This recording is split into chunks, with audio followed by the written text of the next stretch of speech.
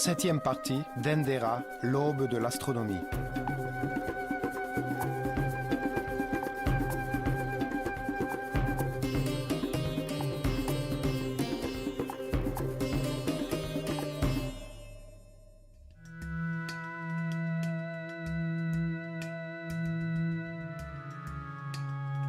La culture égyptienne s'est façonnée autour d'une série de temples religieux construits sur des sites soigneusement choisis le long du Nil. Pour les prêtres égyptiens, toute forme de l'univers qui se manifeste a besoin d'une structure qui puisse la recevoir afin de lui permettre de se développer. Les temples remplissaient cette fonction et permettaient la diffusion de leur culture. Chaque temple représentait un niveau différent du savoir. Ils avaient pour vocation de transmettre à la société leurs principes de base et leurs vérités. Chaque temple agissait comme un organe différent, doté d'une fonction distincte, visant chacun à enseigner et à explorer un sujet religieux différent. C'est ainsi qu'étaient conçues les maisons des dieux. Durant des milliers d'années, les frontières du royaume des pharaons, disciples des prêtres de l'œil d'Horus, ont été respectées par tous les empires d'Asie. L'Égypte n'a jamais cherché à étendre ses terres, un refuge au cœur de l'anarchie universelle. Sa chute commence lorsque les grands prêtres, derniers des grands initiés, disparurent en traversant la mer Rouge à la suite de Moïse. Ce processus s'acheva dans le chaos, la destruction des temples et le massacre organisé par Cambyse II de Perse. Après la mort de Cyrus, le plus grand dirigeant d'Asie qui entretenait avec l'Égypte des relations pacifiques et respectueuses, son fils Cambyse II hérita du trône et de la plus grande armée du moment. C'était un tyran cruel et sans pitié, qui haïssait la sagesse, la stabilité et le pouvoir des pharaons. Obsédé par le désir de prouver que son Dieu était plus puissant, il envahit l'Égypte en 525 avant Jésus-Christ. Il tua Psaméticus III, le dernier pharaon d'Égypte légitimement né, ainsi que la plupart des prêtres de l'école des mystères de l'œil d'Horus. Les temples furent exposés à la ruine et leurs papyrus furent brûlés, emportant avec eux la sagesse conservée durant des générations.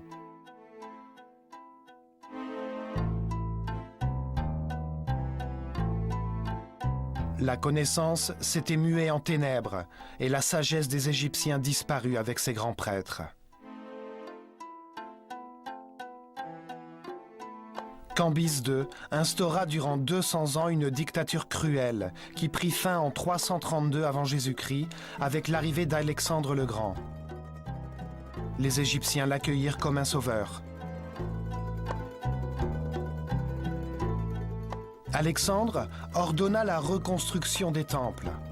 À sa mort, Ptolémée Ier, l'un de ses généraux, fut le premier souverain des dynasties ptolémaïques qui allait gouverner l'Égypte pendant près de 300 ans. Le temple de Hathor, à Dendera, qui existait déjà depuis 5400 avant Jésus-Christ, fut reconstruit par les rois macédoniens comme une manifestation légitime de leur pouvoir.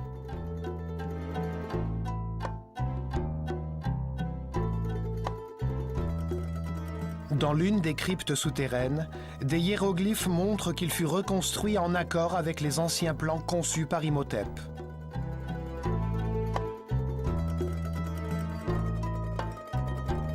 Le complexe religieux de Dendera est situé à 26 degrés de latitude nord. C'était le point de départ d'une ancienne route qui conduit à la mer Rouge. Thèbes fut construite plus tard, un peu plus au sud. À l'aube de leur civilisation, par une nuit étoilée du solstice d'été, en un lieu soigneusement choisi pour sa correspondance avec les étoiles, ils dirigeaient une cérémonie nommée Putser.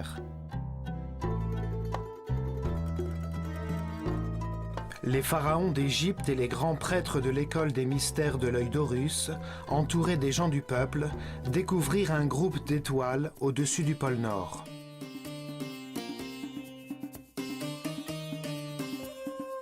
Ils l'appelèrent la constellation de Touéris. Elle était représentée sous la forme d'une femelle hippopotame enceinte. De nos jours, on appelle ce groupe d'étoiles la constellation du dragon. Elle est symbolisée par un serpent. L'étoile la plus brillante était Alpha Draconis, située alors exactement sur l'axe de rotation de la Terre.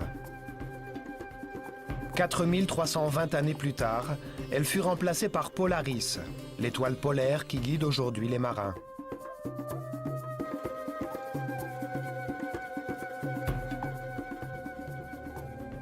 Durant le déplacement du système solaire autour du centre de la galaxie, cycle qui s'étend sur 25 920 années, 6 étoiles différentes brillent au-dessus du pôle.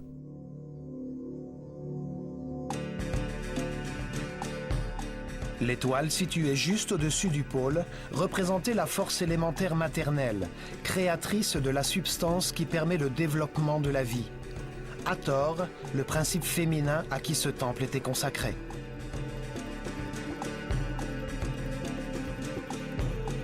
Le pharaon et les grands prêtres déroulaient une corde entre deux piquets orientés en direction d'Alpha Draconis.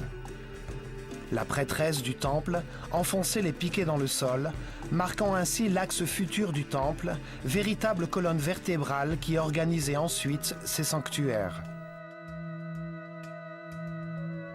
Il disposait des pierres aux quatre coins du futur mur d'enclos, un mur élevé conçu pour maintenir éloigné l'ennemi de la vie qui cherchait à se perpétuer dans l'éternité.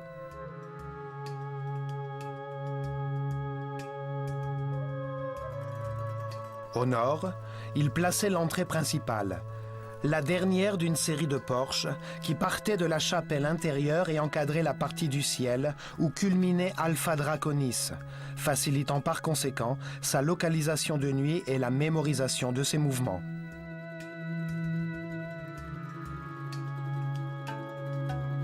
Cette même nuit, ils découvrirent à l'est une autre étoile, située à 90 degrés de la précédente. Ils l'appelèrent Sirius, symbole d'Isis. Ils marquèrent en son honneur l'axe d'un second temple qui détermine la seconde entrée du complexe. L'entrée du temple d'Isis encadre le point où Sirius apparaissait et où le soleil se levait, le 21 juin, au solstice d'été.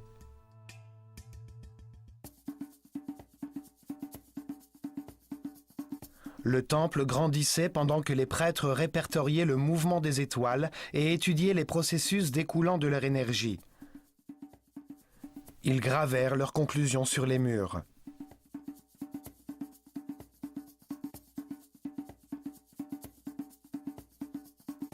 Sirius, symbole d'Isis, était appelé l'étoile du chien, à la suite de la constellation d'Orion, représentation d'Osiris. Après être restée cachée durant 120 jours, elle réapparaissait, annonçant la crue du Nil.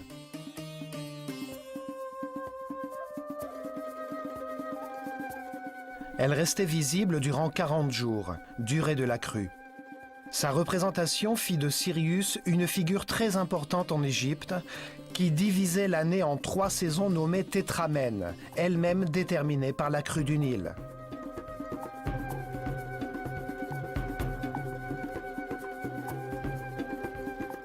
Les fêtes annuelles commençaient au moment de la montée des eaux du Nil et l'apparition de Sirius dans le ciel marquait cette date importante. Quand l'étoile disparaissait, la rivière retrouvait son niveau habituel. La synchronisation de la vie égyptienne avec le soleil et les étoiles était si importante qu'à son entrée en fonction, le pharaon devait jurer qu'il ne modifierait jamais les dates fixées par le calendrier. Cependant, comme le jour de l'apparition de Sirius dépendait de la latitude du temple, l'événement avait lieu 7 jours plus tôt à Éléphantine, située au sud, qu'à Bubastis, dans le nord.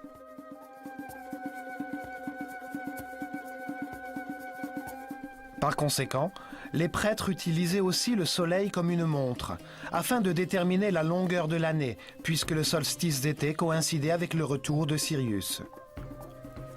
À Dendera, face au temple d'Isis, Sirius apparaissait tout d'abord à l'horizon, puis le soleil se levait.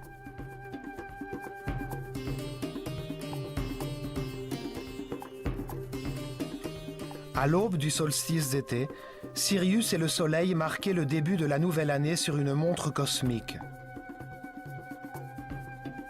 Au cours d'une cérémonie qui avait lieu sur le toit du temple, ils allumaient un nouveau feu pour le pays tout entier.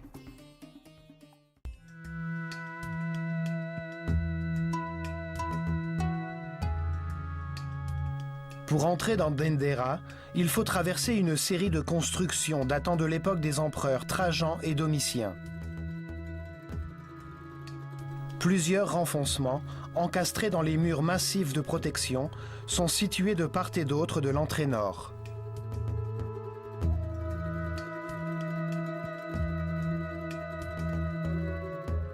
Depuis l'entrée vers le fond, on voit les 6 colonnes atoriques et la façade massive du temple principal, orientée au nord et consacrée à l'étude des étoiles.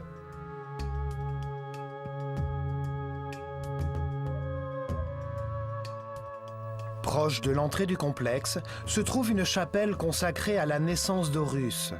Elle fut construite par les Romains durant le règne de l'empereur Auguste. C'est là qu'ils célébraient le moment de l'illumination, quand, symboliquement, Isis donne naissance au fils d'Osiris.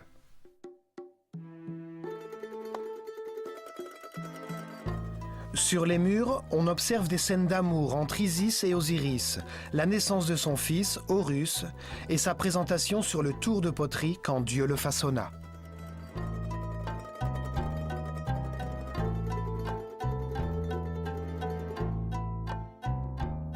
Sur les chapiteaux des colonnes, on trouve des bas-reliefs du dieu Bès, protecteur des femmes enceintes et qui aide les naissances.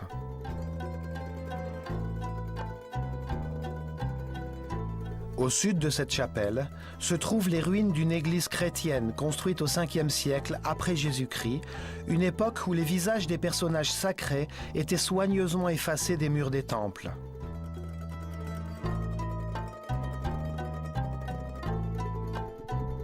Près du temple principal se trouvent les ruines d'un sanatorium où les malades venaient chercher la guérison.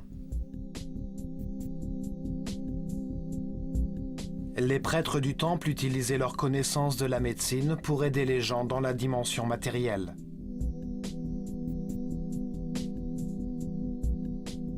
Hathor, la force féminine qui multiplie la vie, était révérée comme une figure de compassion. Les gens parcouraient de longues distances pour venir prier dans son temple, se baigner dans ses bains sacrés, recevoir les médicaments et les soins nécessaires. Le complexe de Dendera pouvait accueillir des milliers de personnes. À l'intérieur de ces murs, il y avait d'autres constructions, comme des boulangeries, des échoppes de bière, des cuisines, des entrepôts, des granges, des pièces réservées aux prêtres et aux initiés, toutes placées dans des centaines de tombeaux comme celui-ci, face au Ramesséum de Thèbes. Tout autour de cette enceinte, à l'extérieur, les gens construisaient leurs demeures, développant ainsi des noyaux de population protégés par les gardiens du savoir, les prêtres de l'œil d'Horus.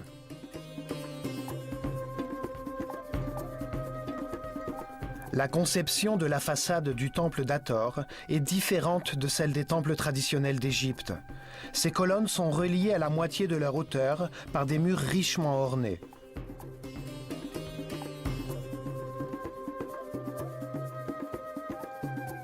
On y accède par les 18 colonnes de la salle de la vie qui soutiennent un plafond très élevé, entièrement couvert d'informations sur les étoiles et leurs déplacements, gravées dans la pierre.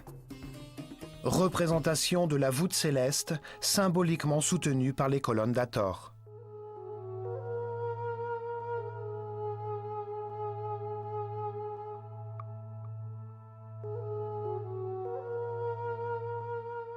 Les colonnes ont la forme d'un sistre, instrument sacré, qui fait vibrer une série de disques métalliques. Cet instrument, utilisé par les prêtres d'Hathor, patrons de la danse et de la musique, produisait une vibration qui engourdissait la conscience.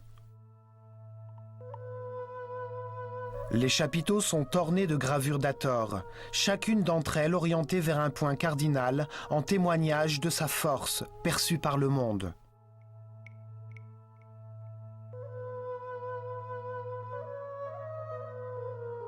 Ses yeux de serpent et ses oreilles de vache, symboles de maternité et d'alimentation, lui confèrent presque l'aspect d'un extraterrestre. De nombreuses légendes l'associent à Vénus. Le temple, qui resta caché sous le sable durant des milliers d'années, fut découvert en très bon état par les troupes de Napoléon. Il devint un refuge pour les tribus nomades qui finirent par noircir de fumée le magnifique plafond.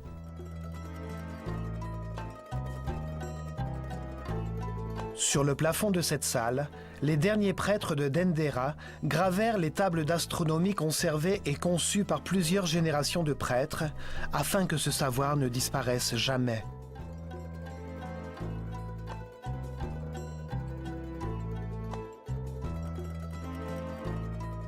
Ici, toutes les constellations des signes du zodiaque sont représentées, dans leurs barques symboliques, avec des images de Nut, le symbole des cieux, qui chaque nuit dévorait le soleil et à l'aube lui redonnait naissance.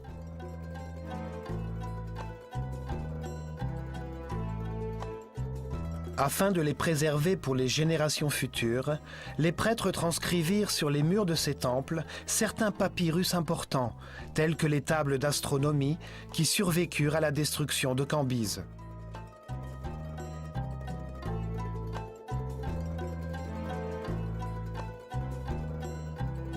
Dans cette salle, appelée la Maison de la Vie, les scribes façonnaient et travaillaient les traités de théologie, les prières rituelles et les tablettes des rapports astrologiques sur du papyrus sacré.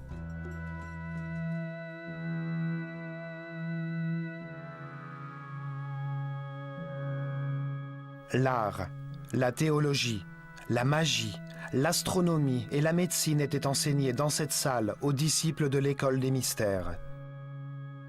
C'est ici qu'ils enregistraient le changement régulier des constellations polaires selon le rythme des équinoxes.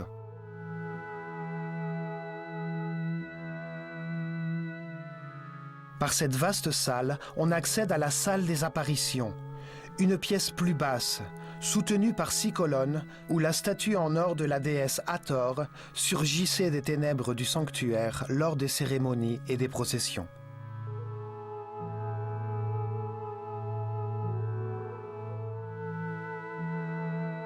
Dans la partie supérieure, on trouve les chapelles dédiées à Osiris, symbole de l'évolution progressive de chaque homme à travers ses réincarnations, qui, partant d'un état originel animal, devient surhomme.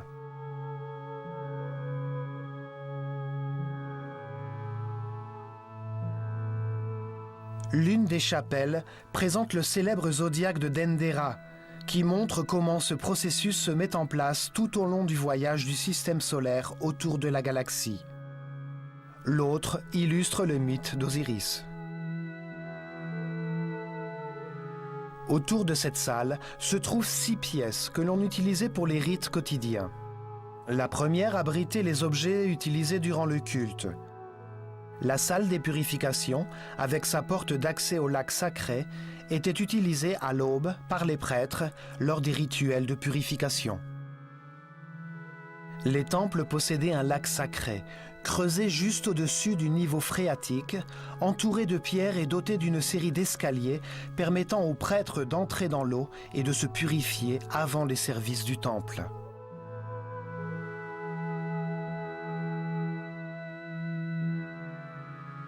On arrive ensuite dans la salle de service.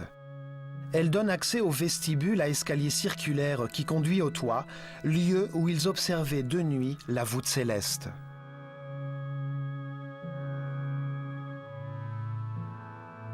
À gauche, la salle du fond s'ouvrait sur l'extérieur pour recevoir les offrandes journalières déposées par les gens du peuple et dédiées à leur chef spirituel.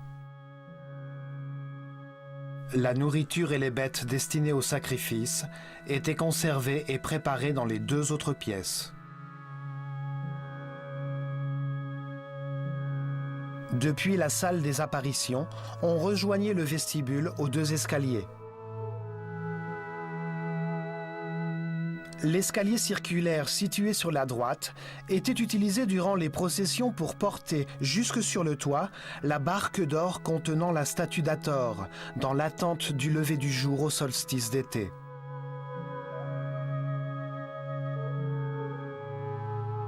C'est le symbole de l'escalier de la lumière, chaque tournant de la vie sur l'échelle de la conscience, la matière s'élevant vers l'esprit.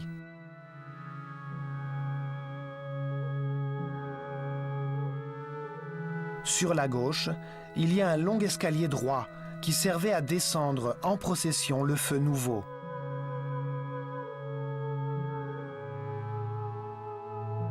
L'escalier droit représente l'esprit qui descend sur terre afin de condenser dans la matière et dans la vie de nouvelles expériences qui permettront de comprendre l'univers. Par cette entrée, on accède à l'antichambre du sanctuaire. C'est là que brûlait le feu, instrument des dieux, première substance de l'univers, manifestation la plus élémentaire de la matière. C'est là que l'on faisait des offrandes à Hathor, principe féminin, créateur de la vie dans l'univers.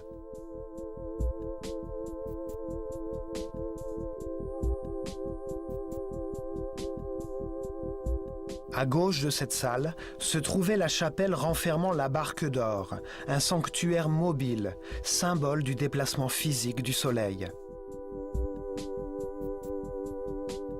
Cette barque transportait la figure d'Hathor, au cours d'une procession colorée, le long du Nil jusqu'au temple d'Horus à Edfou, tout proche, pendant la nuit de la pleine lune du 3e mois d'été, au cours des fêtes de la Belle Rencontre.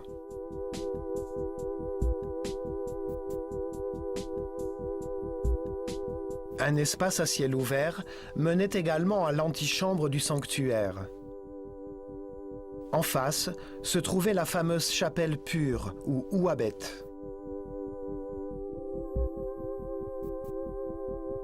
Les figures symboliques étaient transportées dans cet espace ouvert, pouvant ainsi renouveler leur force grâce à l'énergie solaire.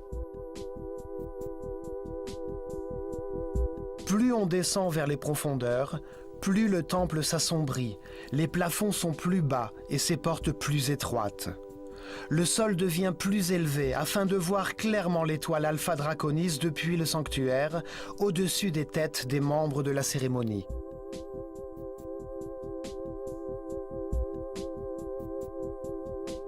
Et finalement, dans la profondeur du temple, dans l'axe principal se trouvait son cœur, la chambre la plus sacrée, le foyer d'Hathor. Sa statue en or, symbolique chair des dieux, aux yeux de pierre semi-précieuse, était conservée dans un petit tabernacle.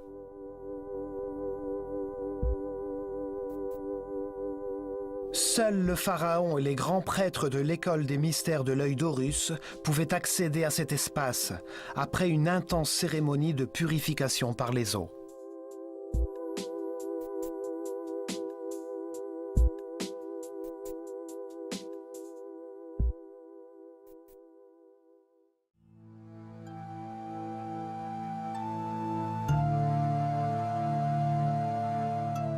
Les Égyptiens comprenaient que, comme tous les êtres de l'univers, Dieu possède une dimension masculine, d'où l'information se diffuse, et une dimension féminine qui reçoit cette information, afin d'engendrer toute forme de vie. Ils attribuaient 3 noms au Dieu masculin. Atum, quand il n'avait pas encore créé l'univers et n'était pas encore matérialisé. Ptah, quand il crée l'univers, les étoiles, les planètes et leur règne naturel.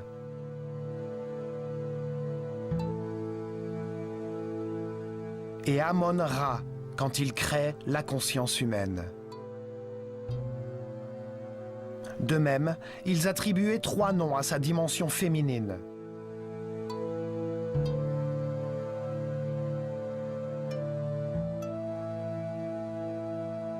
Nune était la substance homogène, virginale, sans forme, en équilibre parfait, le liquide amniotique de l'univers non manifesté.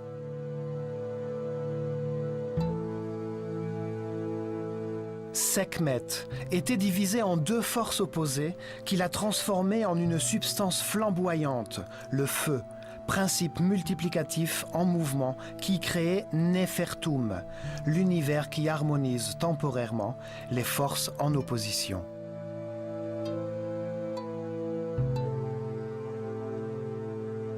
Le feu produit le mouvement, le temps, l'espace et sa force coagulante. Il produit l'état de la matière, l'eau, l'air, la terre et finalement la force de la vie, substance qui crée et multiplie les consciences, l'expérience, le temps et l'espace et qui était représentée par Hathor. Son nom était Mut, quand elle créait les quatre forces qui dirigent l'évolution de la conscience de l'homme.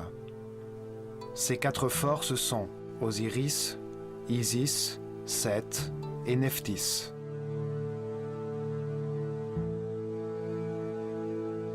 Hathor est donc la barque de la vie, la barque de la lumière. Elle représente l'amour, la grande matrice de la conscience dans l'univers, la barque du Nord qui contient le principe de nature.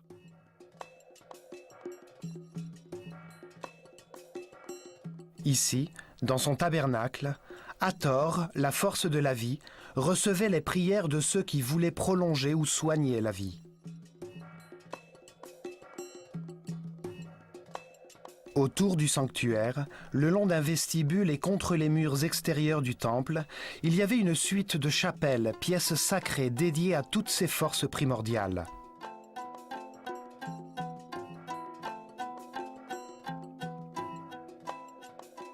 Elles pouvaient être identifiées depuis l'extérieur grâce aux symboles sacrés gravés sur le mur. Ainsi, le peuple, à qui l'accès au temple, uniquement réservé aux prêtres et aux initiés, était interdit, pouvait prier les forces primordiales de l'univers.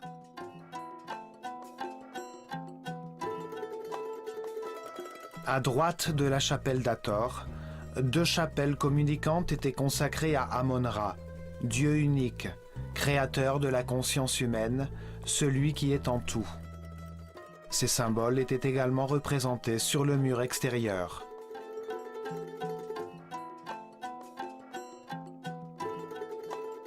Les deux chapelles communicantes situées sur la gauche étaient dédiées aux forces primordiales de Basse-Égypte, toutes liées à Hathor et à son instrument de musique, le sistre.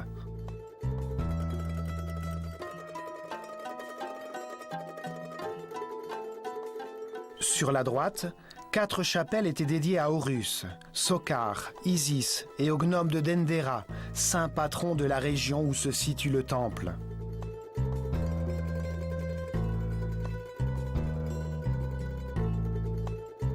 Une autre chapelle renferme le collier Ménat, utilisé par le grand prêtre au cours des cérémonies et processions, avec 4 figures d'Hathor, chacune d'entre elles étant surmontée d'un trône symbolique.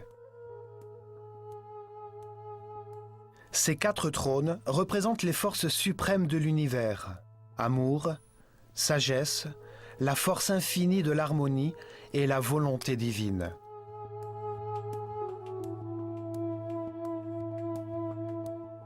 Au-dessous de ces pièces, il y avait une suite de cryptes, où l'on conservait les objets les plus sacrés, des peaux couvertes d'écrits et des papyrus relatifs à la révélation de ce temple.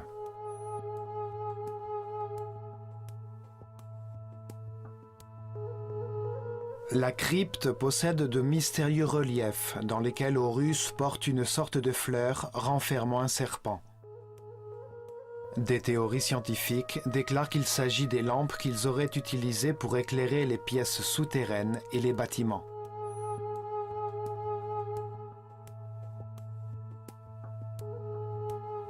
En empruntant l'escalier droit, on accède au toit, espace consacré à l'observation de la voûte céleste.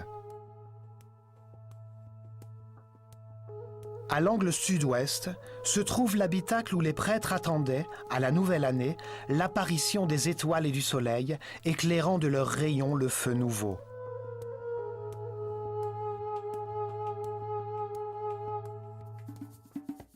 Les prêtres se retrouvaient de nuit dans cet abri et divisaient la voûte céleste en secteurs, afin d'identifier ses mouvements et ceux de la planète.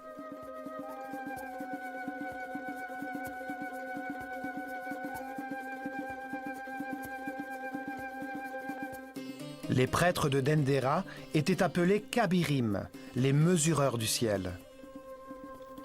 Ils dessinèrent la première carte céleste, sur laquelle étaient inscrites les positions des Mazzaroth, feux du ciel. L'astronomie démarre à Dendera.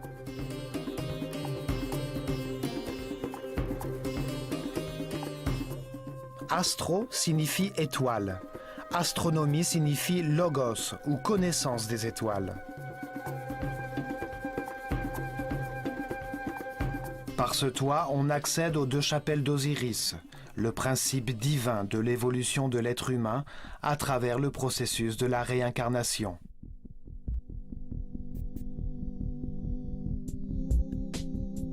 Son mythe est dépeint ici. Son frère, Seth, souhaitant s'emparer du trône et de sa femme Isis, découpa son corps en 14 pièces et les dispersa dans toute l'Égypte.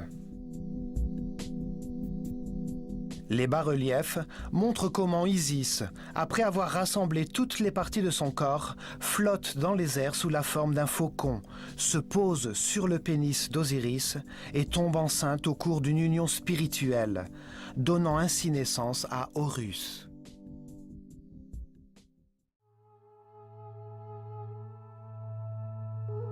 Sur le plafond de la seconde chapelle se trouve le zodiaque de Dendera, un immense relief de la sphère céleste autour du pôle Nord tel qu'il se présentait en l'an 700 avant Jésus-Christ, à minuit, durant le solstice d'été.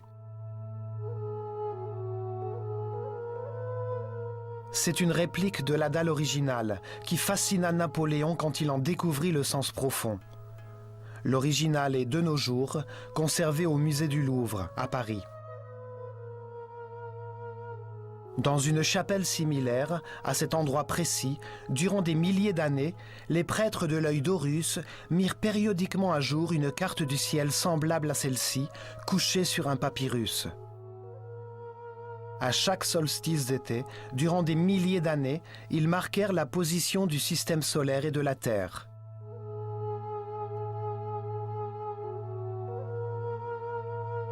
Les prêtres qui purent survivre à Cambyse II de Perse gravèrent pour la postérité un bas-relief qui fut sauvé de la destruction et qui contenait l'une des plus récentes mises à jour de la carte céleste, telle qu'on pouvait la voir en l'an 700 avant Jésus-Christ, durant le règne du pharaon Taharqa de la 25e dynastie.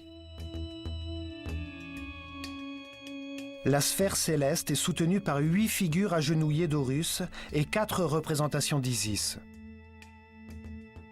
Un anneau de hiéroglyphes unit cette composition symétrique. Initialement, la sphère céleste était peinte en bleu, soulignant les figures symboliques. Les bâtons de 4 figures indiquent un point proche du centre de la sphère. Saturne, père des planètes, Jupiter, Mars et Osiris, représentant la constellation d'Orion avec sa partenaire, l'étoile Sirius, qui personnifie Isis.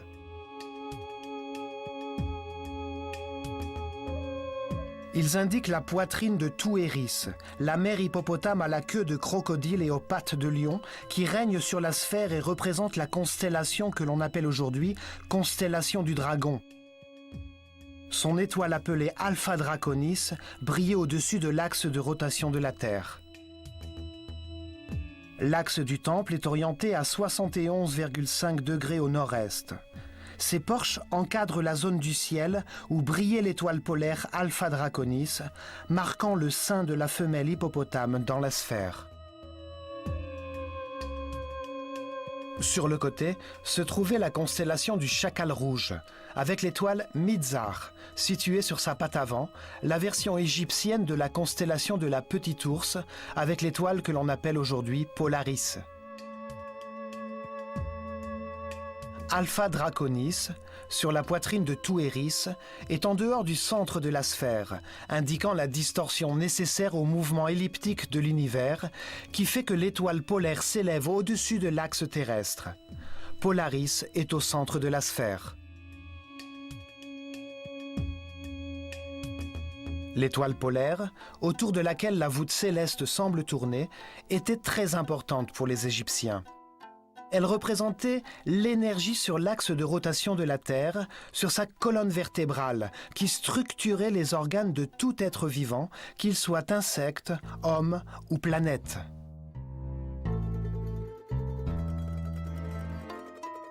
Durant le règne de Snéfrou, longtemps avant la construction de la Grande Pyramide, les prêtres avaient prédit que lorsque Polaris remplacerait Alpha Draconis, cela marquerait la fin de leur civilisation. Le papyrus de Néfer-Rohu le confirme. Le temple d'Hathor était orienté de telle sorte qu'il puisse rendre compte des constellations situées autour de l'axe de rotation de la Terre. Les 6 constellations polaires, dont l'énergie est plus durable et a un effet plus direct sur notre planète que les constellations du zodiaque.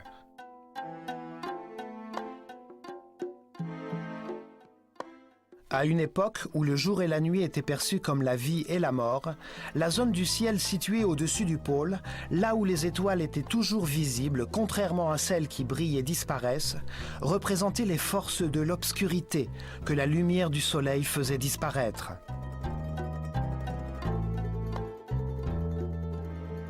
L'obscurité primordiale, mère des ténèbres, l'espace vide, le chaos, était représenté par cette femelle hippopotame rouge. Quand les hippopotames sortent de l'eau, ils répandent un liquide rougeâtre. Quand le Nil montait et recouvrait les terres, il prenait une couleur rouge, en raison de l'oxyde de fer qu'il contenait. Le rouge est le symbole de la source matricielle.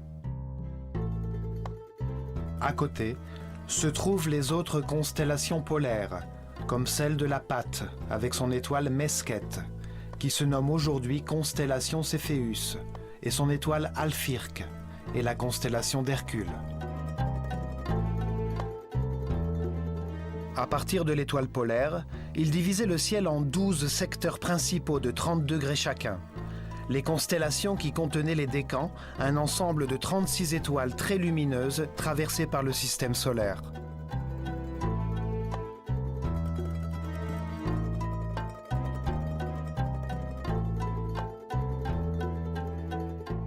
En traversant chacun de ces 12 secteurs, le système solaire, tout comme les hommes, recevait une influence énergétique différente, qui facilitait le processus d'évolution chez les êtres incarnés.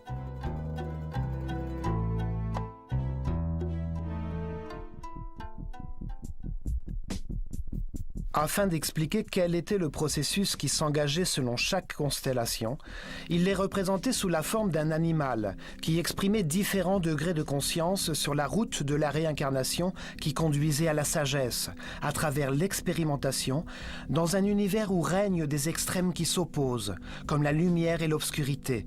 C'est le cercle des animaux, ou le zodiaque. Le crabe du Cancer représente le moment où je sens.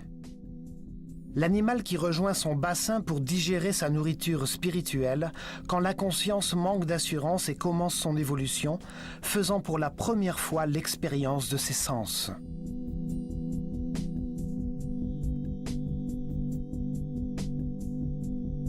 Les jumeaux du Gémeaux symbolisent le moment où je pense, le désir d'apprendre et d'explorer avec la dualité nécessaire à la recherche de la vérité, du savoir et de l'expérience, à travers des expériences contrastées et opposées.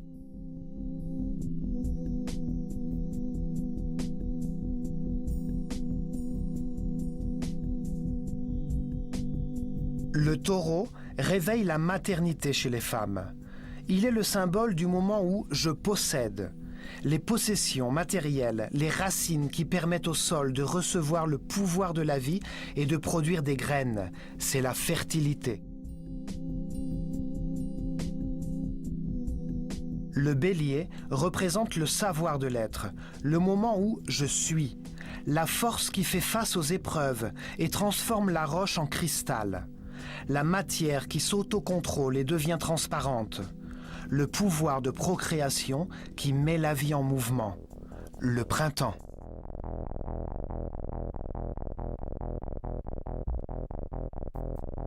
Le poisson encourage le processus et représente le moment où je crois, l'acquisition de la foi. On plonge dans la conscience pour trouver l'origine de la parole et des actions. Dans le Verseau, la conscience irradie grâce au savoir acquis par les Gémeaux. Il transporte les eaux de l'esprit libre vers des mondes lointains, symbolisant la connaissance.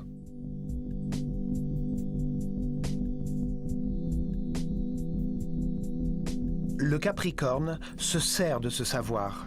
Il exprime le moment où j'utilise et concentre la matière jusqu'à ce qu'elle devienne transparente.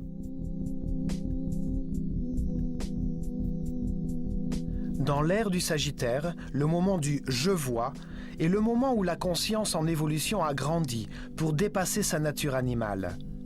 Le Centaure, dont la conscience est orientée vers le divin, est le pouvoir spirituel de la pensée, la sagesse de l'âge. Le Scorpion symbolise « je veux ». C'est un animal capable de se tuer lui-même avec son propre poison.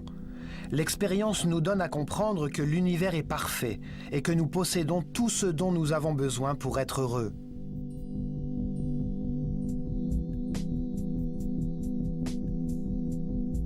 La Balance exprime « je garde l'équilibre ». Nous apprenons à céder, à être flexibles, à atteindre l'harmonie. Toute expérience a son poids et nous n'en conservons que le plus important.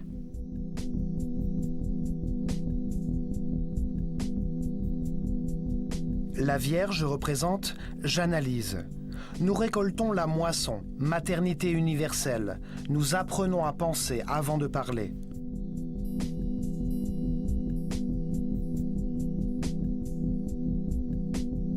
Et finalement, le lion, symbole de « je peux », roi des animaux, majestueux père du zodiaque, force du feu qui a éprouvé toutes les vérités par l'expérimentation du résultat de ses décisions dans des millions de situations à travers de nombreuses réincarnations.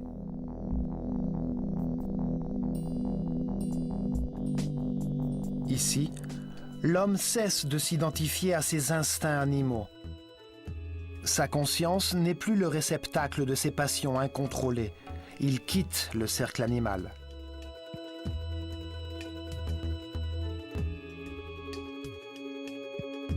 Le lion se projette en Cancer, la porte vers la nouvelle échelle de l'univers, où nous devrons vivre des situations impliquant davantage de responsabilités.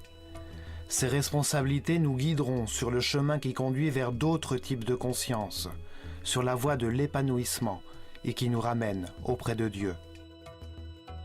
Le processus d'évolution arrive à sa fin lorsque l'on a reçu les 12 énergies, au cours de nombreuses réincarnations, et que nous avons fait l'expérience des processus qu'elles ont engendrés.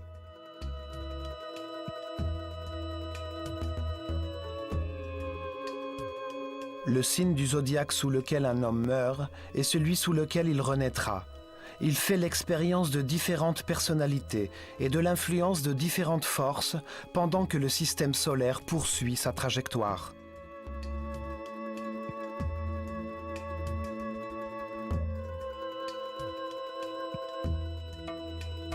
Aujourd'hui, nous appelons ce parcours précession des équinoxes, mais nous ne comprenons pas son sens dans notre propre processus d'évolution.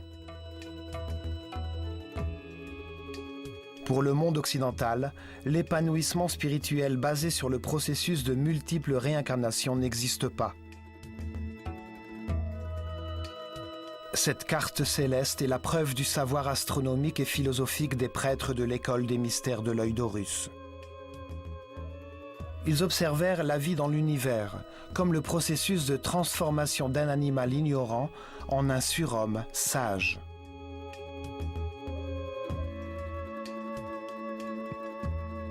En empruntant l'escalier qui s'élève le long d'un mur richement orné de hiéroglyphes, nous atteignons le temple.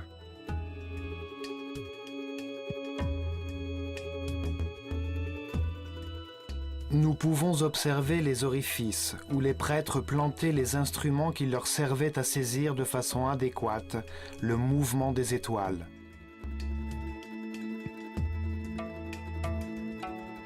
Le temple d'Hathor permet d'enregistrer le mouvement des étoiles polaires et en 4320 avant Jésus-Christ, il enregistra également le remplacement d'Alpha Draconis, situé au-dessus du pôle Nord, par Polaris, qui guide aujourd'hui les marins.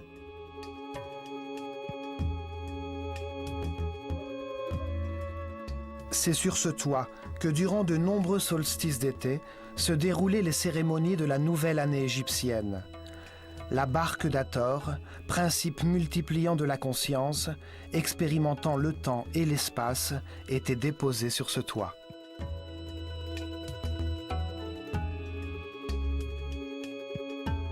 Là, les premiers rayons du soleil, annoncés à l'horizon par l'apparition de Sirius, allumaient le feu nouveau, force qui mettait l'univers en mouvement, créant un espace où la conscience pouvait apprendre le sens de l'amour, grâce à l'existence de la peur.